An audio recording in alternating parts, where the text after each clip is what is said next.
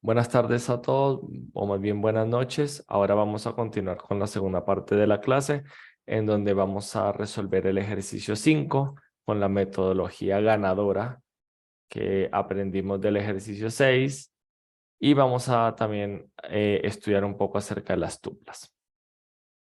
Entonces, en este ejercicio 5 dice, escribe una función que retorne el aeropuerto más visitado, teniendo en cuenta tanto los vuelos que salen como los que llegan. Es decir, queremos saber cuál es el aeropuerto que más veces aparece entre estas dos columnas. En pocas palabras es eso. Queremos saber cuál es el aeropuerto que más aparece entre estas dos columnas. ¿Ok? Eh, el tema es que lo tenemos que estar contando fila por fila, o de nuevo, no son filas, ítem por ítem. Y obviamente siempre va a ser distinto el origen del destino, porque si no, un vuelo no va a salir del mismo, no va a llegar del lugar que sale.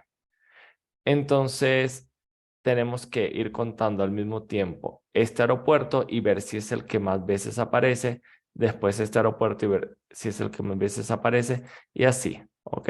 La primera vez, por ejemplo, si estuviéramos haciendo esto uno por uno, el ABQ aparece una vez, el AMA aparece una vez, el Houston aparece una vez, TPA una vez, LAX una vez. En este momento aparece ABQ de nuevo, entonces ABQ ahora ya aparece dos veces, ¿ok? RN una vez, LAX dos veces, y así vamos contando y viendo si alguno de esos aeropuertos es el que más aparece. Y de nuevo después vamos a validar esto. En este caso no puedo hacer, no puedo hacer el mismo gráfico que hicimos para los aeropuertos porque no hay 20 aeropuertos. No hay, sí, no hay 20 aeropuertos como si hay 20 aerolíneas. Hay muchos más aeropuertos. Eh, y vamos a utilizar esta misma lógica, exactamente la misma lógica. Creamos nuestra función que se llame aeropuerto más popular. Vuelve a recibir mi diccionario de vuelos y devuelve el nombre de dicho aeropuerto. Aquí pongo aeropuerto más popular igual a none. Y cantidad de vuelos, 0. Tenemos también que tener una estructura auxiliar en donde vayamos precalculando los datos. La voy a llamar vuelos por aeropuerto. Y lo que retornamos al final es el aeropuerto más popular. ¿Ok? Ya sea porque le llegan más vuelos o porque le salen más vuelos, se cuenta indiferentemente. Hacemos el mismo ciclo y decimos para cada vuelo en los vuelos.values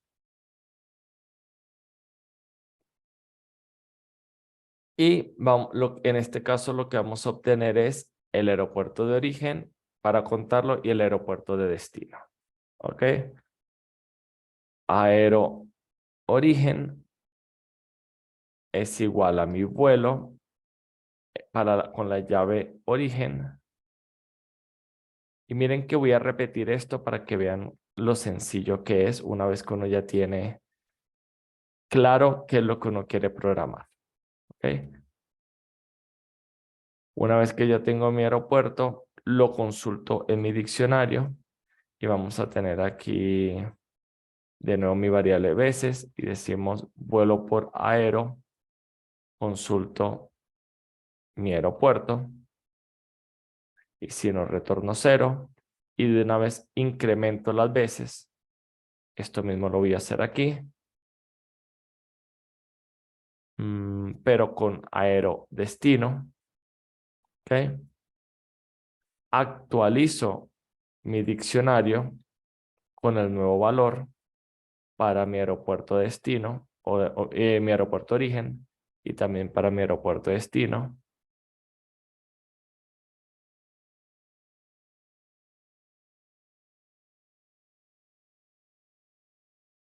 ¿Ok? Usualmente yo no programo de esta manera, ustedes lo saben, pero en este caso lo que les quiero mostrar es que a veces cuando nosotros ya tenemos claro cómo resolver un problema y identificamos en otro ejercicio que son similares, podemos utilizar ese mismo algoritmo casi que solamente cambiando nombres de variables y resolvemos el problema.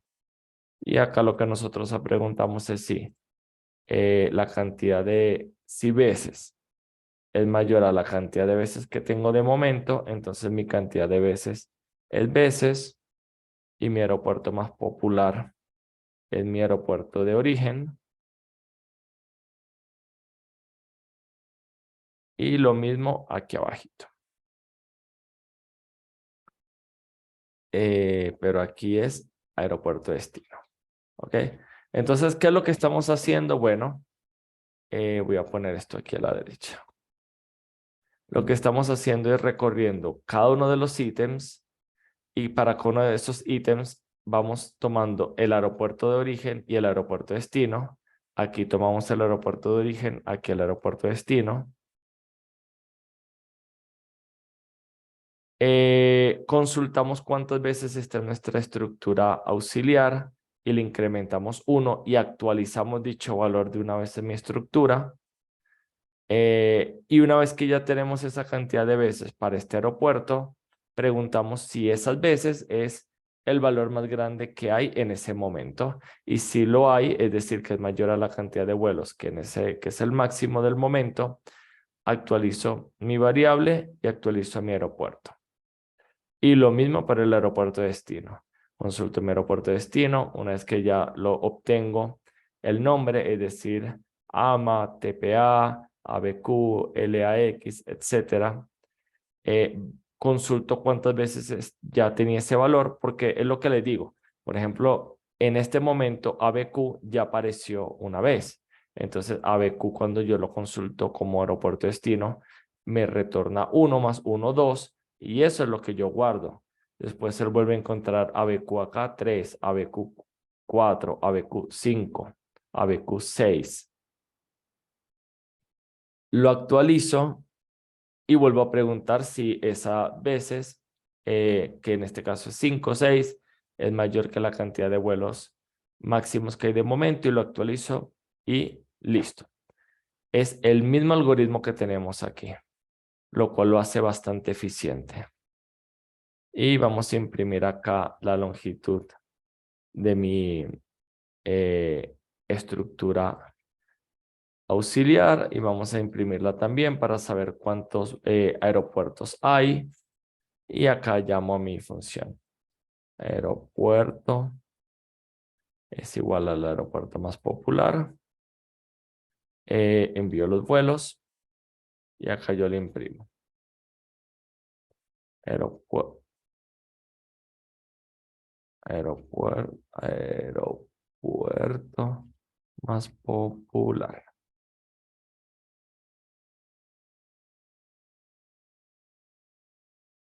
Y lo corremos. En este caso tenemos 243 aeropuertos. ¿Ok?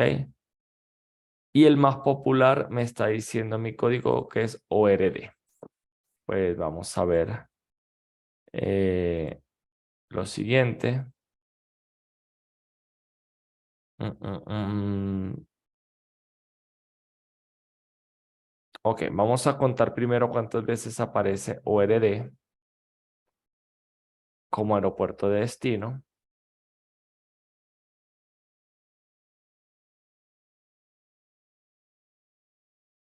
Como aeropuerto de destino, ORD aparece 646 veces en 7.141 vuelos. Lo contamos. 646 más. Ahora vamos a ver cuántas veces aparece como aeropuerto de destino. 426. 426. Es decir, que el aeropuerto ORD salen o llegan 1072 vuelos. Eso debería coincidir con URD en este diccionario. Vamos a verlo. URD, aquí no sé si lo ven, ya dice efectivamente 1072 vuelos, que coincide con la exploración manual que hicimos en Excel. ¿Ok? Idealmente podemos hacer también un Excel como este, solamente que, bueno, no es difícil. Lo que uno hace es imprimir. Les voy a mostrar cómo hacerlo para que vean lo sencillo que es. Vamos a construir medio manualmente un archivo CSV con esta información. Voy a imprimir esta información de otra manera. ¿Ok? Y acá nosotros decimos aero in punto items. Les dije que íbamos a trabajar con tuplas. Entonces, veces. Y yo acá voy a imprimir aero, una coma, y veces.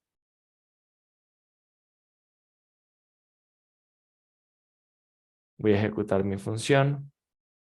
Obtengo esto. ¿Ok? Y esto es la base de un archivo CSV. ¿Ok? Entonces nosotros venimos acá y vamos, ok, esta es mi carpetica donde yo tengo esto y yo creo un nuevo archivo de texto que voy a llamar aeropuertos.csv. Lo abro con Notepad, pego mis datos, le creo una cabecera, aeropuerto, veces, le remuevo las comas. Vamos a ver si lo puedo hacer de forma fácil. Sí, los espacios, perdón. Y listo. Acá ya tenemos nuestro archivo CSV. Lo guardo, lo abro ahora y ya tenemos esto. Y una vez que nosotros ya tenemos esto, podemos crearlo como una tabla. Lo ordenamos por veces. Efectivamente, miren que aparece URD de primerito, lo cual nos confirma que el algoritmo está correcto y lo visualizamos.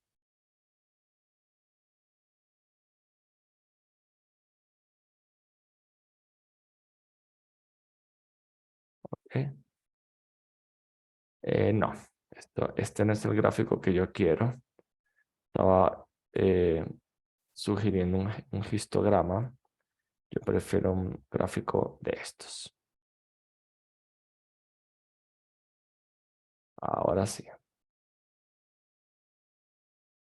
Y ahora tenemos un gráfico bien bonito que nos muestra los datos que calculamos, en donde acá están cada uno de los aeropuertos y la cantidad de vuelos que salen o llegan de él, en donde efectivamente el más popular es ORD. ¿Ok? Entonces, bueno, miren cómo pudimos resolver este problema de una forma elegante, con un algoritmo óptimo, y aún graficar y explorar el Excel para validar nuestras premisas, todo de una forma relativamente rápida. Preguntas, muchachos, preguntas al respecto. También me gustaría saber qué opinan de estos gráficos. Les estaba tratando de mostrar y de motivar de que siempre que hagan sus funciones las validen, ¿ok? ¿Comentarios, preguntas?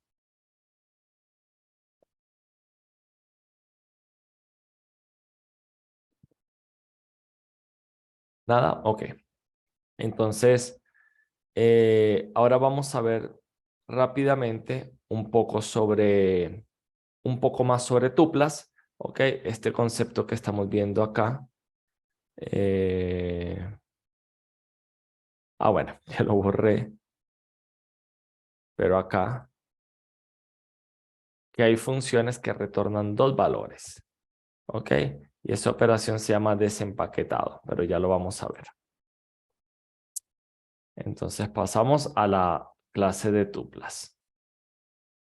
Entonces, partimos de las listas, ¿ok? Partimos de las listas. Las listas, como ustedes saben, son elementos, es una estructura de datos que nos permite almacenar de forma secuencial elementos que no necesariamente tienen que ser del mismo tipo de dato. Y se pueden consultar a través de un índice, tanto positivo como negativo, pero una de las características de las listas es que son mutables, es decir, que se pueden eliminar su contenido, se pueden actualizar valores, se pueden agregar nuevos valores después de creado o se pueden eliminar o remover valores después de creado. Y acá está un pequeño ejemplo en donde creamos una lista con 8 valores enteros, la mostramos, podemos acceder al elemento que está en la posición 2, que también es un 2, ¿ok? Este es el elemento que está en el índice 2, 0, 1, 2, y lo podemos actualizar. ¿Por qué? Porque las listas son mutables.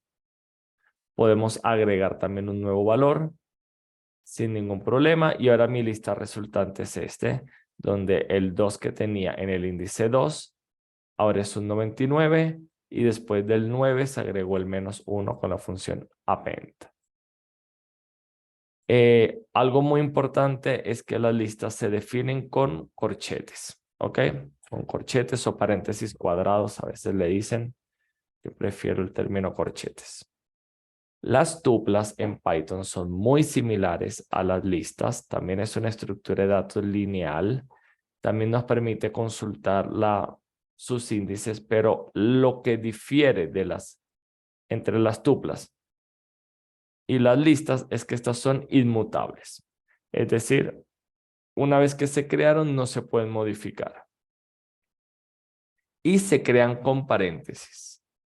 Mientras que las listas se crean con corchetes, las listas se crean con paréntesis. En este caso estamos creando esta tupla con los mismos valores. De nuevo, podemos acceder a los valores dentro de la tupla por medio de los índices. Si consultamos su tipo de dato, nos va a decir que es tuple o tupla,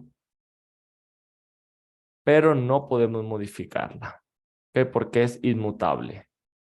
Si intentamos hacer más o menos lo que hicimos con la lista, que es decirle, bueno, la tupla en el índice 1, que en este caso es el 7, asignarle 99 va a fallar y nos va a decir las tuplas no soportan esa operación. Entonces, aquí vendría la pregunta, bueno, ¿para qué utilizar tuplas entonces? Me parecen como más flexibles las listas. En verdad tienen sus propias características y una de esas es que permiten el empaquetado y desempaquetado de sus valores. Ya vamos a ver qué es eso, pero sobre todo nos permite como que garantizar la información que hay en la tupla. Hay veces que nosotros no queremos modificar una información. Imagínense que usted lee la información de una persona eh, y no quieren que se pueda modificar su cédula de ciudadanía o su identificador. Bueno, ustedes pueden utilizar estructuras de datos como las tuplas, que les garantiza que al ser inmutables, esos datos van a permanecer siempre. ¿Ok? Un ejemplo es que podemos almacenar una coordenada X, Y, Z. Dicha coordenada no cambia porque se refiere a un punto específico dentro de algo. Este es el ejemplo, ¿ok? De nuevo, se crea con paréntesis redondos y los elementos van separados por coma.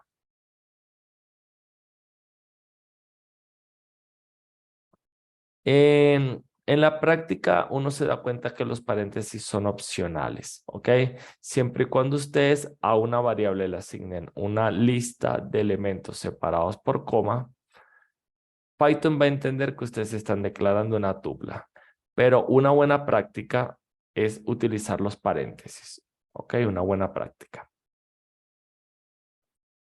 Eh, mm, mm. Esta operación de crear una tupla, una variable tipo tupla, a partir de varios elementos separados de coma, se llama empaquetado. Y a la operación inversa de convertir una tupla a varias variables se llama desempaquetado. ¿Ok? Este es un ejemplo de una tupla compleja en donde, por ejemplo, nosotros tenemos una posición X, una posición Y, un ancho, un alto y un color. ¿Qué es lo que nosotros queremos definir? Un rectángulo por ejemplo, en una pantalla. Y los rectángulos en las pantallas, cuando nosotros hacemos algo como esto,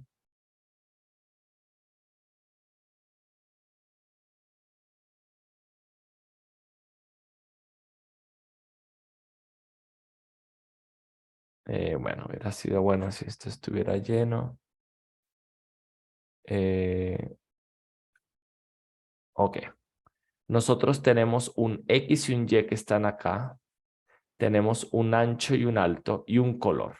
Ok. Eso es lo que nosotros necesitamos para crear un rectángulo en una aplicación gráfica. Ok. Un X y un Y, que es donde empieza.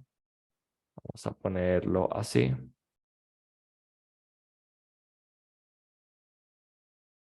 Eh, ahora sí respondió. Un X y un Y.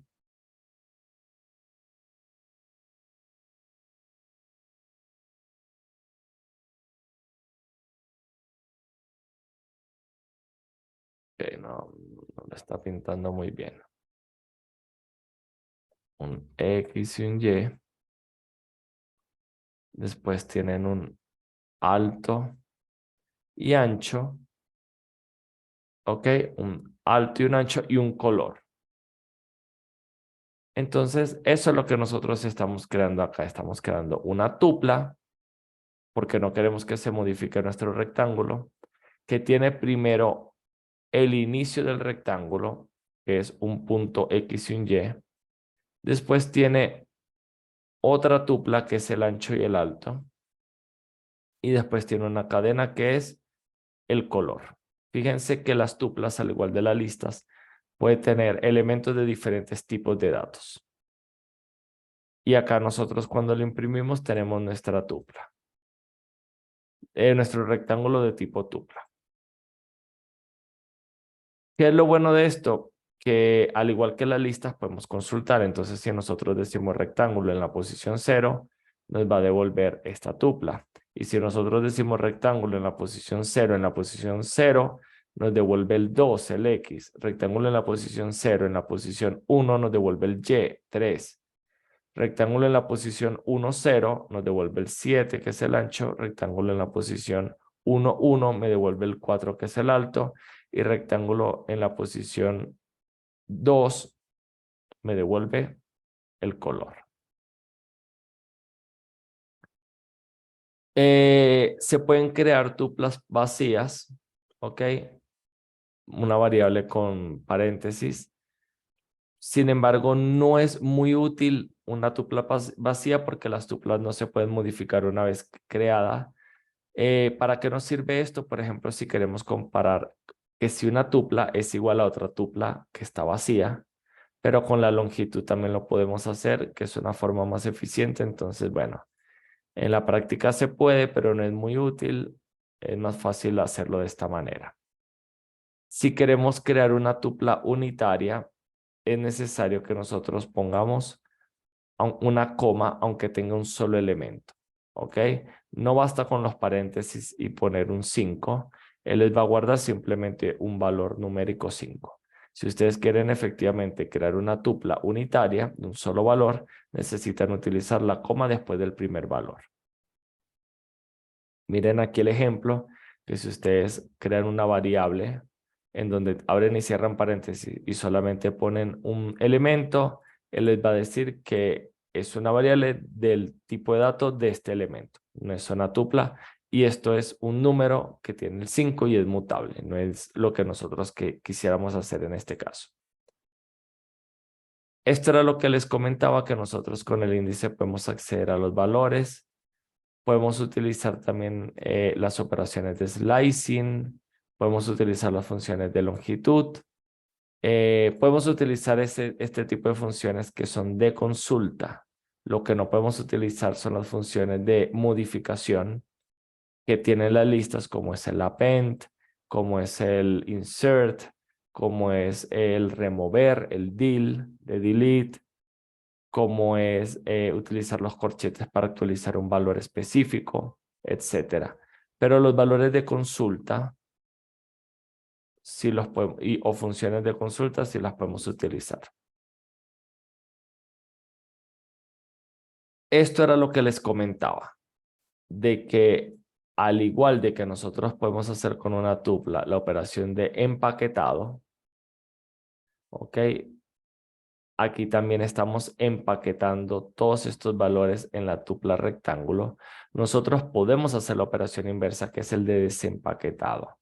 Nosotros en rectángulo tenemos una tupla que tiene 3 elementos, en donde esto es el inicio del rectángulo, este es el cuerpo del rectángulo y este es el color. Bueno, la dimensión, perdón. Nosotros podemos hacer algo como esto, en donde decimos esquina, coma, dimensión, coma, color es igual a nuestro rectángulo. Y al hacer esta operación, él va a desempaquetar lo que tiene el rectángulo y va a guardar cada uno de los elementos que tiene en cada una de estas variables. Ahora esquina tiene una tupla con los valores X y Y, dimensión tiene una tupla con los valores 7 y 4 y color tiene una cadena con el valor rojo. ¿Ok? Lo que sí es importante es que si ustedes van a hacer el desempaquetado de rectángulo y rectángulo tiene 3 elementos, ustedes se lo tienen que asignar a 3 variables. Si rectángulo tiene 4 elementos, ustedes se lo tienen que asignar a 4 variables. Si no coincide la cantidad de elementos con la cantidad de variables a las que están desempaquetando, da error. Podemos hacer una prueba rápida aquí. Creamos nuestra variable rectángulo y efectivamente le ponemos un primer valor que es el X y el Y, 4, 5. Después otra tupla que es el ancho y el alto, 10, 20. Después vamos a ponerle una cadena, que es el color, azul. Y otro valor que puede ser como el alfa del color. ¿Ok? Entonces cuando nosotros ejecutamos esto y consultamos el tipo de dato, de nuestra, bueno, aquí ya lo pueden ver, ¿ok? Miren que acá directamente nos está diciendo que es de tipo tupla, rectángulo de tipo tupla y tiene 4 elementos. Y estos son los 4 elementos que tiene. Este también es de tipo tupla, de tipo tupla, de tipo cadena y de tipo flotante. Efectivamente, si utilizamos la función type para calcular nuestro tipo, ok. Ahora podemos hacer el desempaquetado, que es ¿cómo es que lo llamaban acá? Posición, origen, creo. Ah, no, esquina, dimensión, bueno. Esquina, dimensión, color y alfa. Y ejecutamos esta instrucción. Ahora, todas estas variables tienen los valores desempaquetados de nuestra tupla. Tenemos el alfa, que es un flotante de 0, con valor 0.5. Tenemos el color, que es una cadena con el valor, con la cadena azul, valga la redundancia, dimensión y esquina. Cuando falla, si ustedes intentan hacer lo mismo, pero hacen esto. Le dice que no pueden desempaquetar. ¿Ok? Unpack.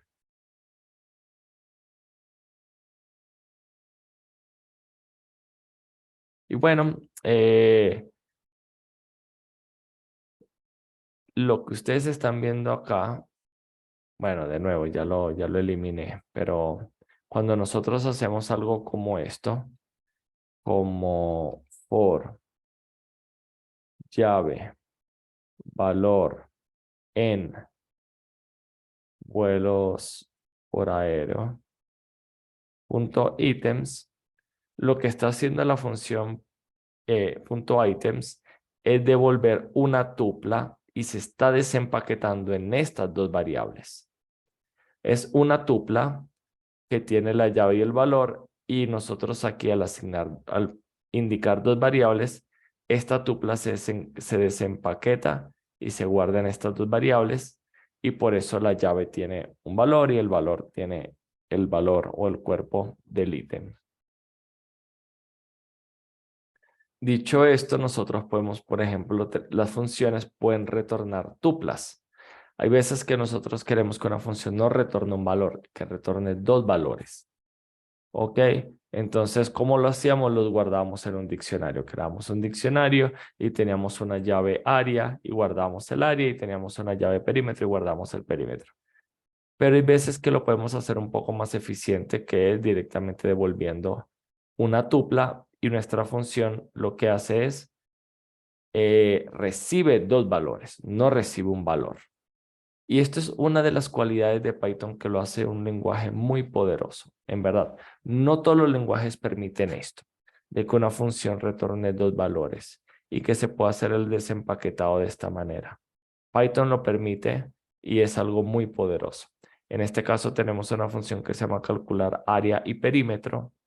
Área y perímetro. No queremos tener dos porque pues las operaciones son están muy de la mano.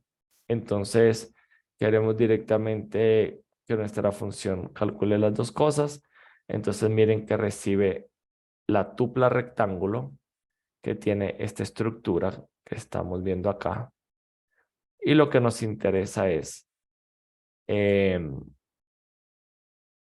la esquina y la dimensión, o el origen y la dimensión, para poder hacer los cálculos. Recibimos nuestro rectángulo y nosotros decimos que la dimensión es el rectángulo en la posición 1. Desempaquetamos esta tupla en ancho y alto, y ya con ancho y alto podemos calcular el área y el perímetro, y directamente nuestra función retorna una tupla con el área y el perímetro. ¿Ok? Cuando llamamos a nuestra función, retornamos los dos valores y los atrapamos en dos variables. Entonces, este es un buen ejemplo de una función que recibe una tupla, la consulta y la desempaqueta, y retorna otra tupla, y cuando uno recibe el resultado lo desempaqueta. Y bueno, este es otro ejemplo precisamente de recibir tuplas como parámetros. Funcionan de la misma manera como funcionan las listas, pero lo bueno es que no se pueden modificar dentro de la función. Y eso era lo que les hablaba al principio, de que las tuplas, al no poderse modificar, al ser inmutable, es sinónimo de garantía. Hay veces que ustedes están creando su código y ustedes llaman una función que ustedes no crearon, que es una librería de otra persona.